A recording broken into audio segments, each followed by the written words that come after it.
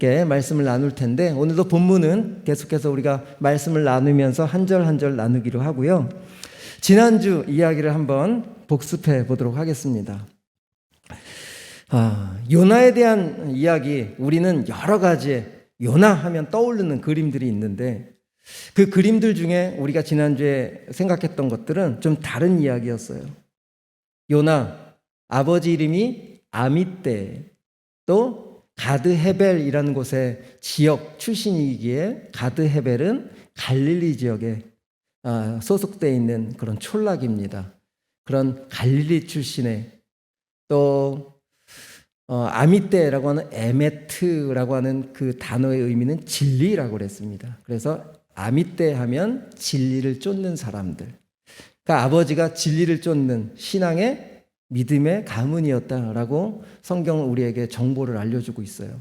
그리고 아들의 이름을 요나라고 지으면서, 요나 뭐였죠? 비둘기였습니다. 조금 다른 해석은 집비둘기라고도 하는데요. 그 집비둘기의 역할은 소식을 전하는 전령사였습니다. 그래서 진리를 추구하는 아버지로서 우리 아들이 진리를 전하는 사람이 되었으면 좋겠다라고 하는 마음으로 요나라는 이름을 지어줬죠. 그렇게 모든 것이 잘 갖춰져 있는 요나였습니다. 그런데 진짜 정작 하나님의 말씀이 임하니까 요나의 모습은 그 이름과 또 가문의 모습과는 상관없이 하나님의 말씀을 등지고 여호와의 낯을 떠나는 그런 모습을 우리가 발견하게 됐죠. 하나님의 말씀이 임하지 않았으면 요나의 삶은 평탄했을 거예요. 근데 진짜 하나님의 말씀이 부딪히니까 내면의 모습이 들통이 나기 시작한 거예요. 그래서 여호와의 낯을 피한다라고 하는 뜻은 내면의 상태를 이야기한다고 했습니다. 우린 겉으로 예배 자리에 와 있고 뭔가 감투를 쓰고 있을 수 있지만 내 내면은 여호와의 낯을 피할 수도 있겠구나라고 하는 것을 지난주에 좀 도전받았고, 혹 내가 요나처럼 하나님 말씀에 부딪혔을 때 내 속이 텅 비어있고 하나님을 불순종하는 그런 마음이 있구나라고 하는 그런 조금 어려운 이야기들을 좀 전해 들으면서, 목사로서 내가 앞에서 찬양 인도자로서 내 삶에 내 내면 깊은 곳에 그 하나님과 정말 매일매일 교제하고 있는가를 다시 한번 질문하게 되고, 내 안에 텅 빈 강정같이 겉으로 그럴듯한 그런 모습으로 서 있진 않는가라고 저도 돌아보는 시간이었죠. 여러분, 겉으로 부강했다, 겉으로 그럴듯했다라고 하는 것은 현재 이스라엘의 모습이었습니다. 요나 선지자가 활동했을 그 시기에는 여로보암 2세가 그 당시 왕 패권을 장악하고 있었어요. 여로보암 2세는 이스라엘 역사 중 다윗 다음으로 부강했을 때예요. 경제적으로 아주 힘이 있을 때. 그러니까 겉으로 보기에는 전혀 문제가 없었어요. 근데 하나님은 이스라엘의 속 중심을 보시니까 바로 요나 같았던 거예요. 그래서 그 시대에 두 선지자를 하나님이 세우십니다. 첫 번째는 아모스. 그래서 아모스 선지자를 불러서 어디를 향해서 선포하시느냐? 바로 빈 껍데기 같은 이스라엘 향해서 선포하게 하시죠. 그리고 요나는 아수르를 향해서 하나님의 마음을 전하게 하시는 그 여로보암 2세 때의 두 선지자를 하나님이 동일하게 세우세요. 이스라엘 향해서, 하나는 이방인을 향해서. 오늘 우리는 요나를 배우고 있기에 요나서를 조금 더 집중하려고 합니다. 요나는 지금 현재 하나님의 말씀이 임했을 때 자기들과 대적자로 서 있는 그 아수르라는 나라를 하나님이 구원하시겠다라고 하는 그 마음을 싫어했던 거예요. 아니, 왜 하나님은 우리 백성들 더 보호하셔야지 왜 우리나라를 힘들게 하는 저 나라까지 구원을 하시려고 하십니까? 나는 그 하나님의 마음을 듣지 않겠습니다 라고 하는 하나님의 진짜 마음이 뭔지를 모르고 거절한 거예요. 자기 생각, 자기 고집. 여전히 이스라엘 선민이라는, 나만이라는 것, 우리 민족이라는 민족성에 그냥 갇혀 있는 거예요. 여러분, 교회는 우리를 위한 공간이 돼서는 안 됩니다. 우리는 그리스도인으로서 나만을 위한 사람이 돼서는 안 되는 거예요. 하나님 우리에게 생명을 주신 것은 우리 하나님 자신이 이 땅 가운데 오셔서 우리를 살려내셨던 것처럼 우리를 통해 누군가를 구원해내는 것이 우리를 창조하고 이 땅에 보내신 목적이에요. 다 목사가 되란 얘기가 아닙니다. 여러분이 지금 배우고 있는 그 자리에서, 여러분이 지금 일하고 있는 그 자리에서 하나님의 마음으로 살아내는 사람, 그래서 누군가 여러분들 보면서 하나님이 누군가를 궁금해하고 저 사람이 어떻게 누구를 믿고 있기에 저 사람의 삶은 저렇게 다른 사람과 다를까?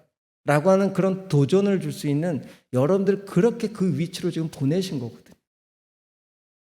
하나님은 이방 민족이 유대 민족이 구별하지 않으시는 거예요. 다 동일하신 하나님 편에서 다 똑같은 사랑하는 나의 자녀들인 거죠. 근데 이 이스라엘 민족의 대표 바로 이스라엘 민족성을 지금 요나를 통해서 들춰내는 거예요. 우리만 구원받을 수 있어. 우리만 율법을 받은 하나님으로부터 선택받은 백성이야. 라고 하는 자기 민족성에 갇혀서 정말 하나님의 뜻이 무엇인지를 분별하지 못하는 요나를 통해 지금 이스라엘을 깨우시는 거예요. 이스라엘을 깨우셔야 그 민족을 통해 누가 오십니까? 예수 그리스도를 통해서 온 세상을 구원받으셔야 되기 때문에 하나님은 그 이스라엘 민족을 깨우시기를 원하셨던 거죠.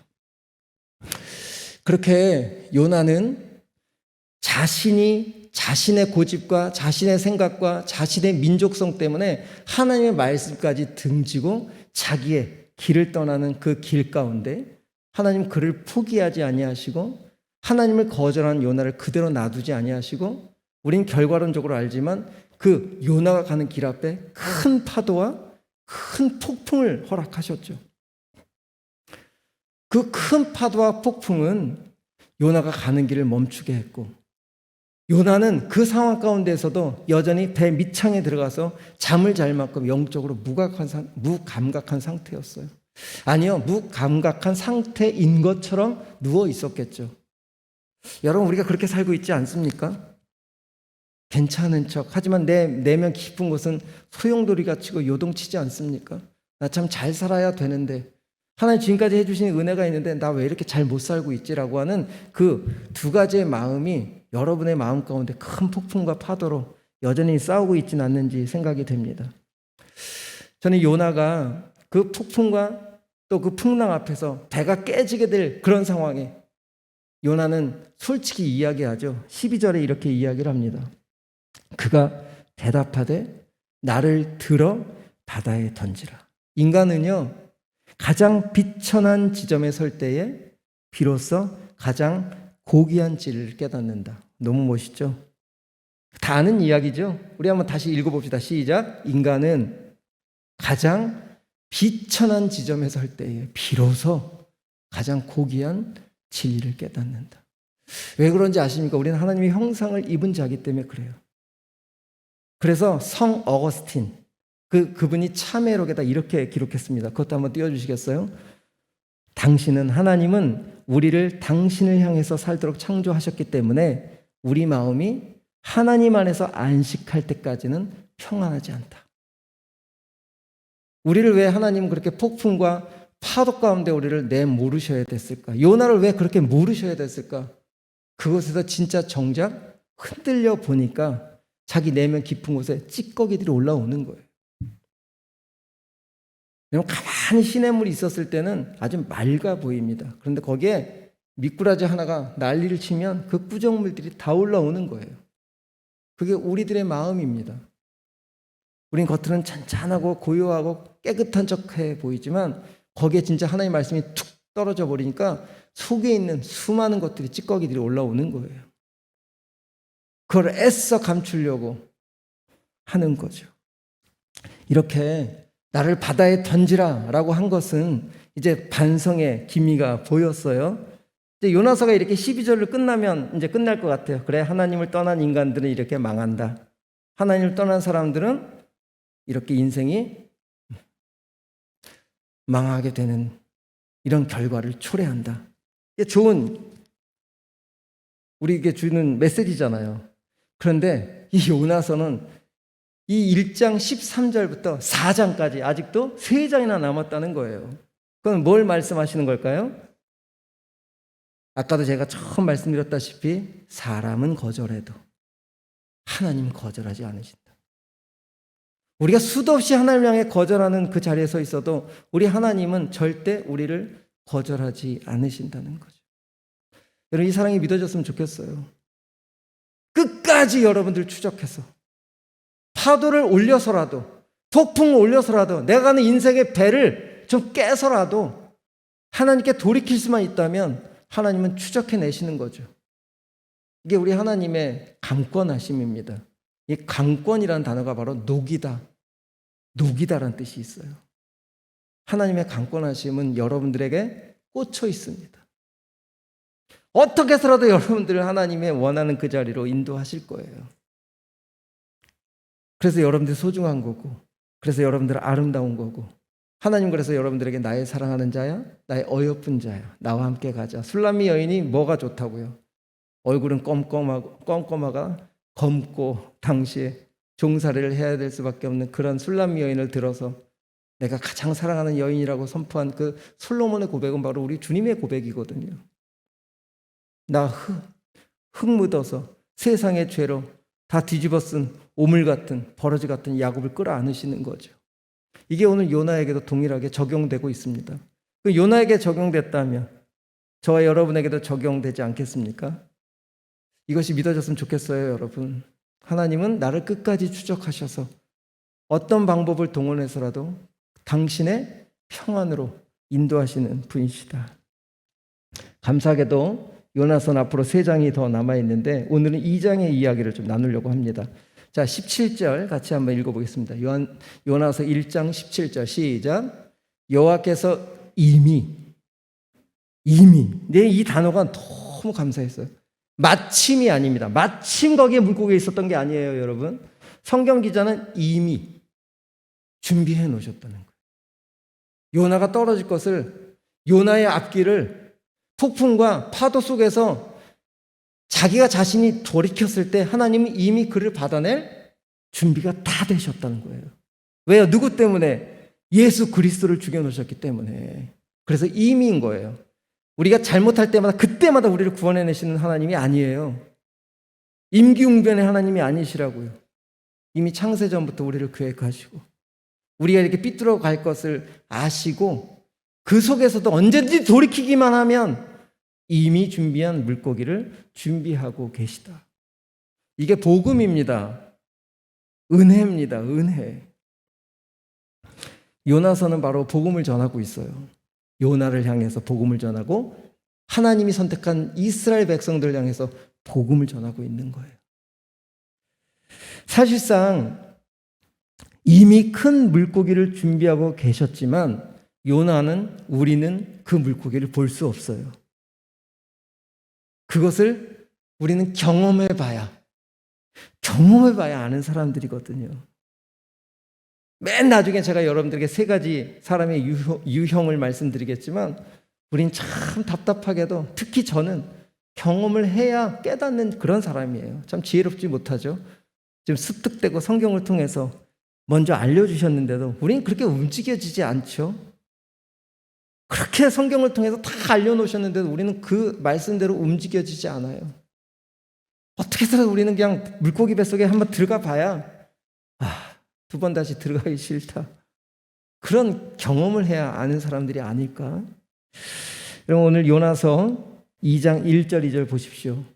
요나가 바다에 뛰어들어갔을 때 눈을 탁 떴어요. 요나가 물고기 뱃속에서. 요나가 라고 하는 거 살았어요? 죽었어요? 살았죠.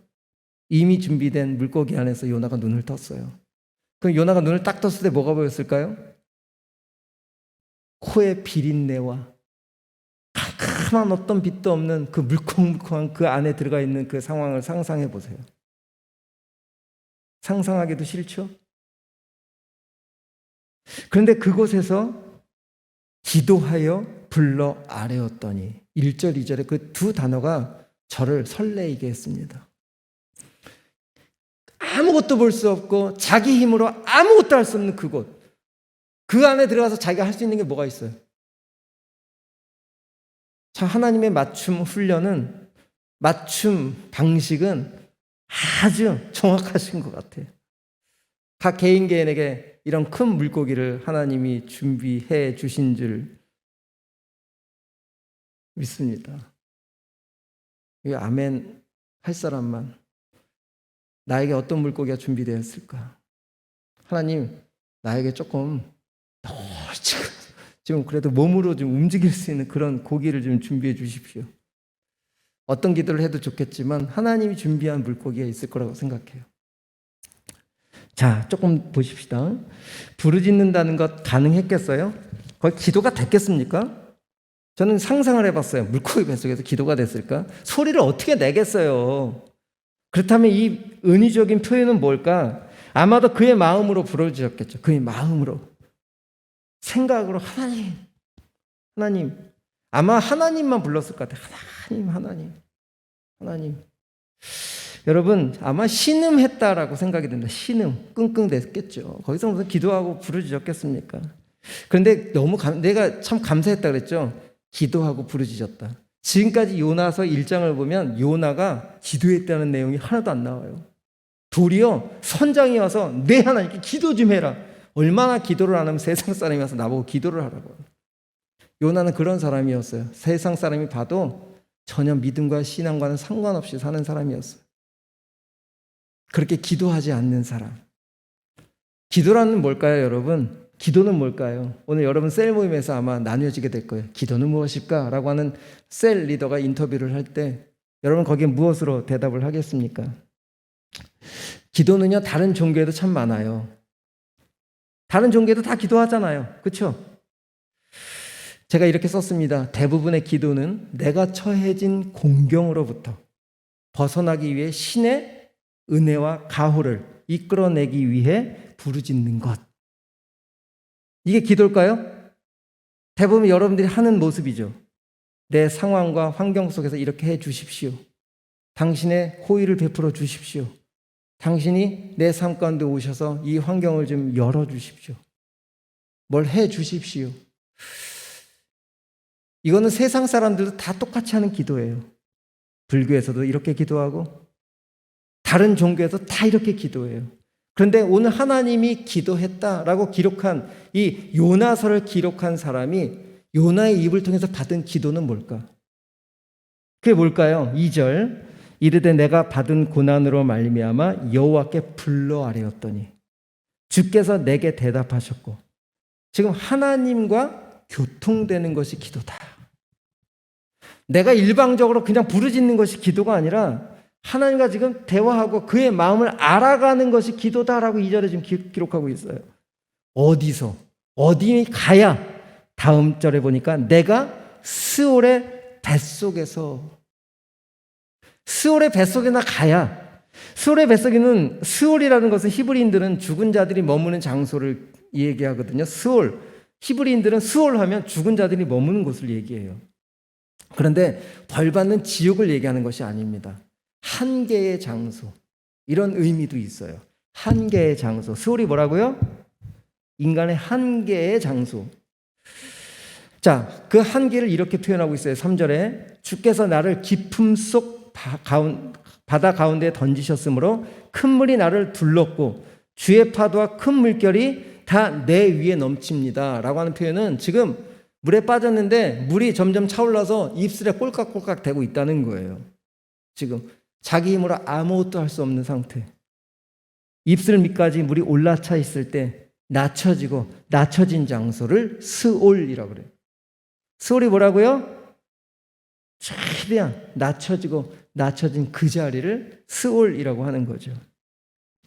나로서는 어떻게 볼 수 없는 압도적인 힘, 침묵의 장소, 모든 연결고리가 끊어진 장소. 거기나 가야 우리는 신을 찾는 거죠. 고개 안 끄덕이세요? 우리는 그런데 가야만 진짜 하나님을 부르짖습니다. 그 전까지는 하나님은 다 나의 필요함을 위해서 부르지, 이 지금 스올에서 부르짖는 기도는 다르다는 거예요. 하나님 정말 나 만나주세요. 하나님 만나고 싶어요. 이 기도가 터져 나오는 곳이 바로 스올의 자리라는 거예요. 이게 진짜 하나님이 원하시는 기도입니다. 아버지, 그 한마디예요. 나 좀 불쌍히 여겨주세요. 이걸 제일 기뻐하시는 거죠, 우리 하나님은. 나 이젠 더 이상 내 힘으로 할 수 있는 게 아무것도 없습니다, 하나님. 내 몸으로 내가 지금 가장 중요하게 생각하고 있던, 내가 가장 가치 있게 생각하고 있던 나 모든 것으로 나 이 지금 모든 것을 할 수가 없습니다 라고 하는, 내가 가장 중요하게 생각했던 가치가 무가치하게 느껴지는 그 시간, 그리고 내가 그동안 가치 없이 생각했던 것들이 하나님, 말씀, 그분이 가치의 자리로 올라가는 그 자리. 이게 바로 스올의 자리라는 상황인 거죠. 그래서 저는 이렇게 기도를 좀 정리해 봤습니다. 하나님 마음에 내 마음이 조율되어져 가는 과정이 기도다라는 생각이 들었어요. 기도의 자리는 내 뜻을 관철시키는 것이 아니라 하나님의 마음과 내 마음이 조율되어지는 그런 과정이 기도의 자리구나라는 것을 생각하게 되었습니다. 자, 제가 이 로이드 존스의 목사님이 어떤 책을 읽으면서 이런 글을 좀 스크랩했습니다. 그리스도인은 그리스도로만 설명이 가능한 사람이다. 하나님은 지금 요나를 통해서 너의 어떤 집안의 문제, 너의 겉으로 그럴듯한 모습으로 너를 받고 싶은 게 아니라 네가 네 안에 내가 주인이 되어서 내가 이 바로 그리스도로 사는 너를 통해 증명해내는 그런 사람으로 만들고 싶었던 거예요. 여러분의 삶을 정말 그리스도로만 증명되는 삶이 되기를 하나님이 원하신다는 거죠. 제가 요즘 조금 그리스도가 뭔지, 내 안에 나를 구원해 가시는 분이 그리스도잖아요. 메시아잖아요.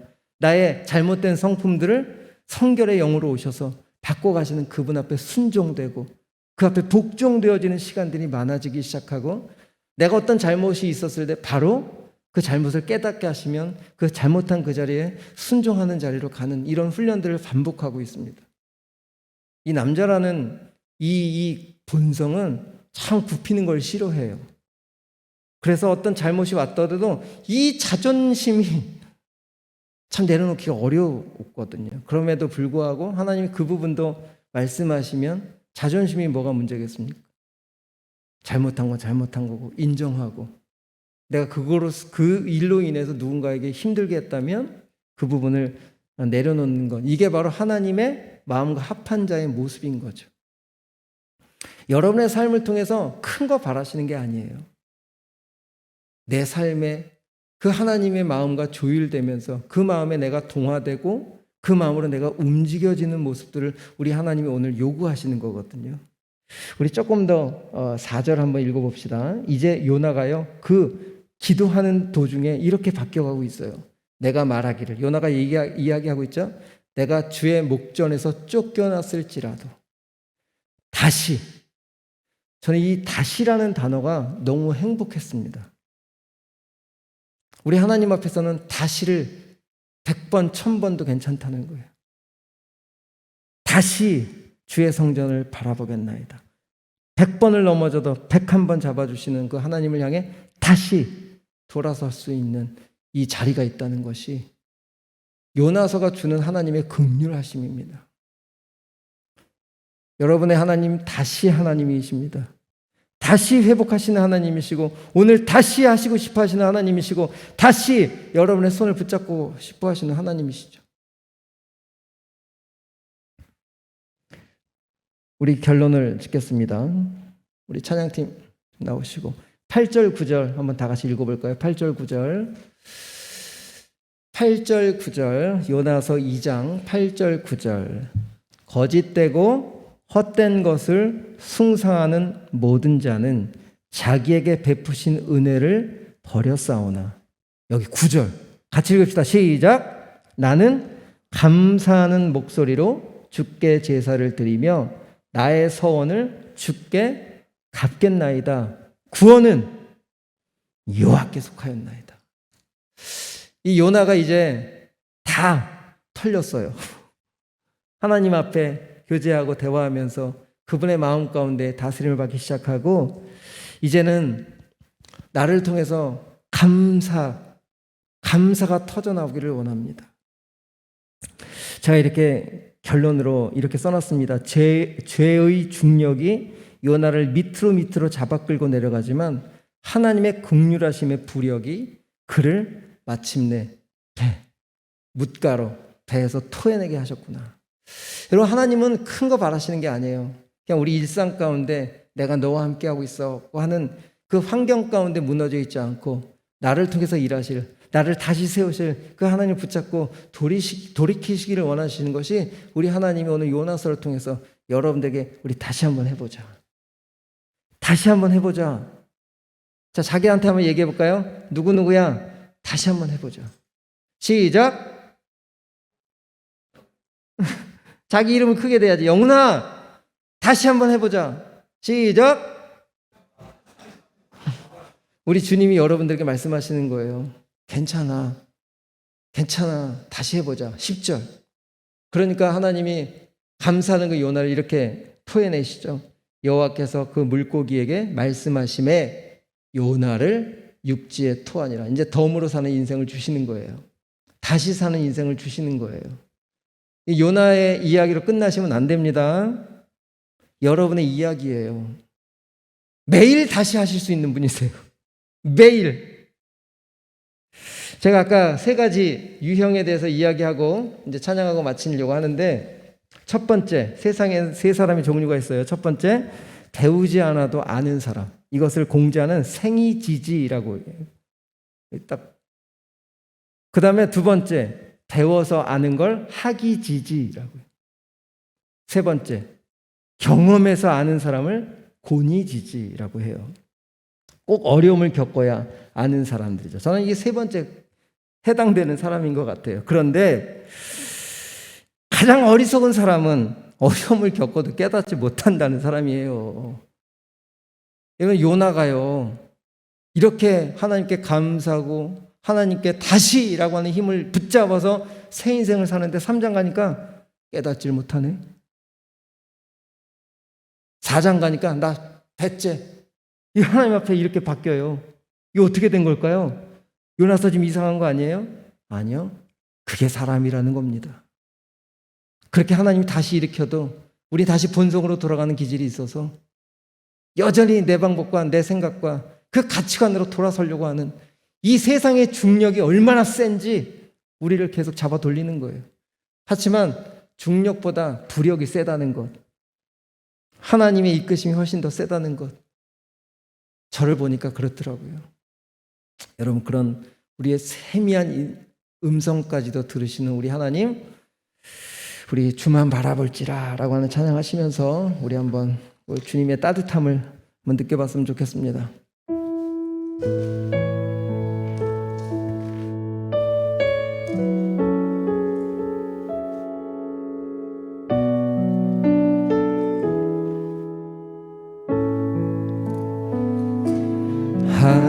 하나님의 사랑을 삼아 하나님의 평안을 바라보는 자, 너의 모든 것 창조하신 우리 주님이 너를 얼마나 사랑하시는지 하나님께 찬양과 경배하자. 하나님의 선하심을 닮아가는 자, 너의 모든 것 창조하신 우리 주, 우리를 자녀 삼아주셨습니다. 하나님 사랑의 눈으로, 하나님 사랑의 눈이 오늘도 다시 우리를 바라보고 계십니다.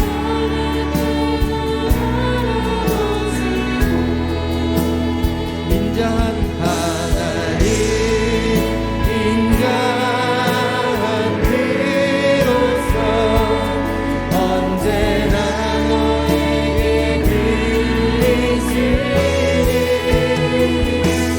어둠에 밝은 빛을 비춰주시고 너의 작은 신음에도 응답하시니 넌 어느 곳에 있든지 그를 향하고 주만 바라고. 우리 다시 한번 처음부터 고백하며 나갑시다. 하나님,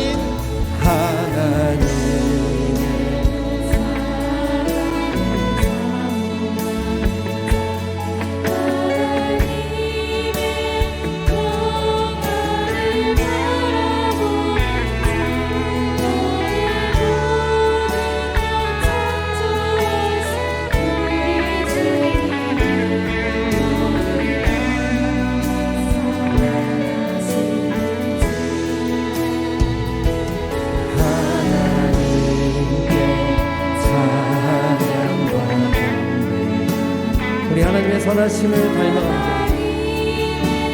선하심을 닮아가는 자, 너의 모든 것 창조하신 우리 주님이 하나님은 사랑의 눈으로 오늘도 우리를 바라보십니다. 하나님 사랑의 눈으로 너를 어느 때나 바라보시니 하나님 인자한 하나님 인자한 이로서 언제나 너에게 귀리시니 어두움에 밝은 빛을 비춰주시고 너의 작은 신음에도 응답하시니 너는 어느 곳에 있든지 주를 향하고 주만 바라. 우리 마지막으로 한 번 더 고백합니다. 하나님 사랑의 눈으로 하나님 사랑의 눈으로 너를 어느 때나 바라보시고 하나님 인자한 이로써 언제나 너에게 기대시니 어두움에 밝은 빛을 비춰주시고 너의 작은 신음에도 응답하시니 너는 어느 곳에 있든지 우리 주님만 바라보겠습니다. 우리 기도하며 나갈까요? 하나님 저를 붙잡아 주시옵소서.